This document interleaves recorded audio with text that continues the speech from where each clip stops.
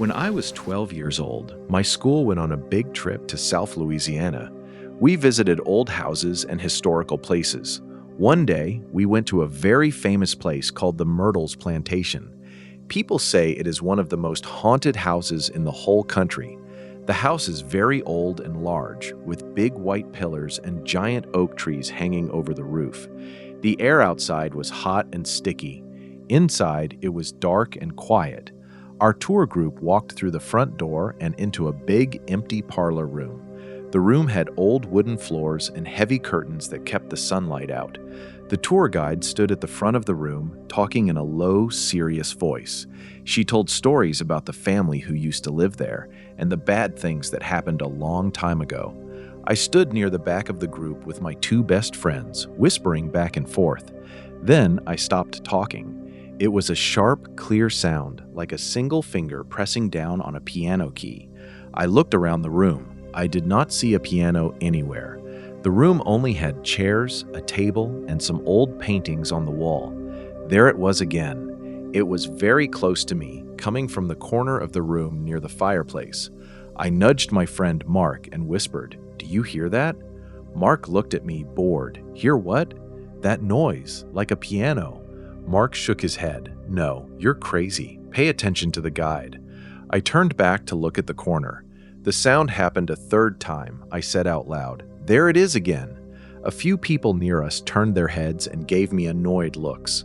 My friends just rolled their eyes and crossed their arms. They did not hear a thing. I felt a little cold breeze sweep across the back of my neck. Goosebumps popped up on my arms, even though the room was warm. I looked around at the other people on the tour. Everyone else was staring straight ahead at the guide. Everyone except for one woman. She was standing across the room, away from her family. She was not looking at the guide at all. Her eyes were fixed right on me. She caught my eye. Slowly, she raised her hand, pointed one finger at me, and then pointed at her own ear. She gave me a questioning look, raising her eyebrows as if to ask, "Do you hear it too?" My heart did a quick jump in my chest. I stared back at her and gave a slow, firm nod. Her eyes went wide. A small gasp escaped her lips, and she pressed her hand against her chest. At that exact second, the tour guide stopped talking. The room went completely silent. The guide looked around at all of us with a slow, solemn smile. "Now," the guide said softly, her voice echoing off the wooden walls, "many guests who come to this house report strange things in this exact room. The most common story is about a Confederate soldier who died right here in this house during the war." I kept my eyes locked on the woman across the room. She was watching the guide now, but her face had turned very pale. "The soldier loved music," the guide continued, walking slowly toward the empty corner where I had heard the sound. "Before he passed away, he played the piano every single evening. Even now, long after he is gone, visitors and staff hear him at night. They hear him pressing the keys, playing just one note over and over again, waiting for someone to answer him. The air in the room felt heavy, like it was hard to breathe. I swallowed hard and looked down at the wooden floorboards near my feet. Did a dead soldier really just play a piano right next to me? Or was my brain playing tricks on me because the house was old and scary? I honestly did not know what to think. I still do not know. When the tour finished, the group started moving toward the hallway to go to the next room. Everyone was talking again, laughing off the ghost stories and walking away. I stayed behind for a second and waited near the door. The woman who had pointed at me walked over. Her husband and young son were already out in the hallway, calling for her to hurry up. She stopped right in front of me. She looked nervous, and her hands were shaking slightly. Did you hear it?" she asked me in a whisper. "Yes," I said. "I heard it 3 times, right over there by the fireplace." The woman let out a long breath that sounded like a sigh of relief. "Oh, thank goodness," she whispered. "I thought I was losing my mind. It sounded so loud to me, like someone was right beside my ear." "Did your husband hear it?" I asked. She shook her head, looking back toward the hallway where her family was waiting. "No, I asked him right after you spoke up. He looked at me like I was crazy. He said the room was completely silent." She looked back at me, her eyes big and scared. Then her husband called out her name again. "Coming," she yelled back. She gave me a quick, nervous smile, turned around, and walked out of the room to join her family. I stood alone in the doorway for a moment longer. I looked back into the empty parlor. The shadows in the corner by the fireplace seemed to stretch a little further across the floor. I turned around and hurried out of the room, rushing to catch up with the rest of the school group, wishing I could get out into the bright, hot Louisiana sun. 2 summers ago, my cousin got married in a small town in Mississippi. My aunt found a bed and breakfast for the family to stay in because the hotels were full. It was an old house, maybe built in the 1800s, with a wraparound porch and creaky wood floors. The owner told us it used to be a doctor's house a long time ago. She said it in a normal voice, like it was just a fun fact, not like it meant anything. My sister and I shared a room on the second floor. It was a nice room, nothing scary about it in the daytime. Old furniture, a big window, a ceiling fan that wobbled a little when it spun. The owner told us the attic above our room was just used for storage now, and nobody went up there anymore. The first night was fine. We were tired from the drive and fell asleep fast. The second night, I woke up around 2 in the morning. I don't know why I woke up, I just did, and I heard something above me. It sounded like someone walking, slow, steady steps, like a person pacing back and forth. I lay there and listened. It kept going for maybe a minute, then stopped. I looked over at my sister. She was asleep, breathing steady.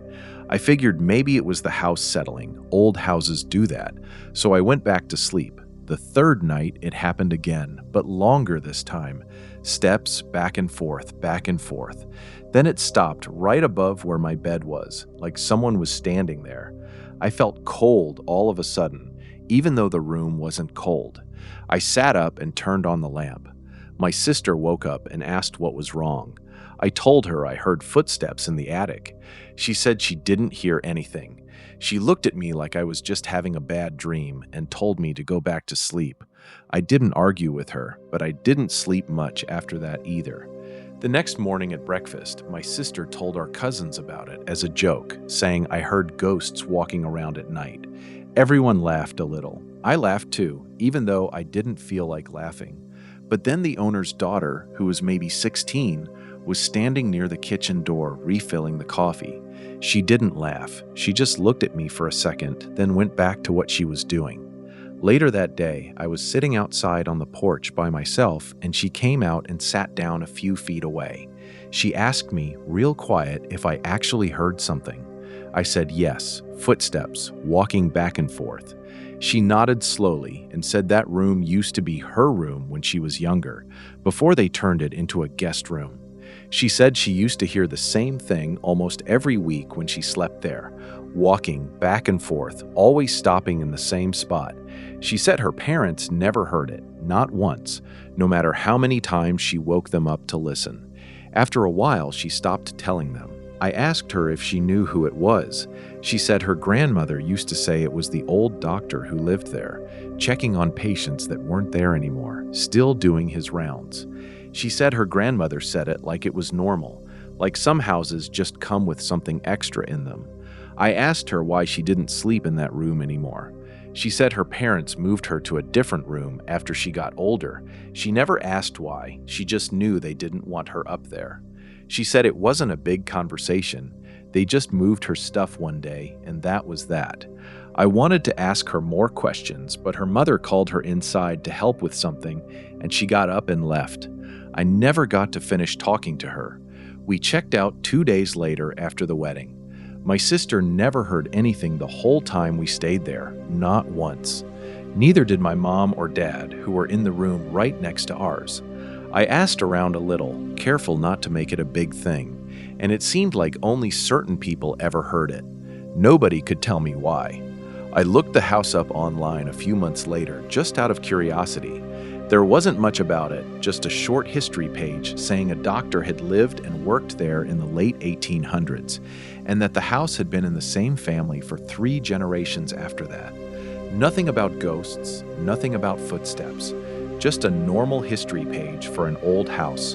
I still think about it sometimes, especially at night when the house I'm in makes a noise I can't explain. I don't know why I heard it and my sister didn't.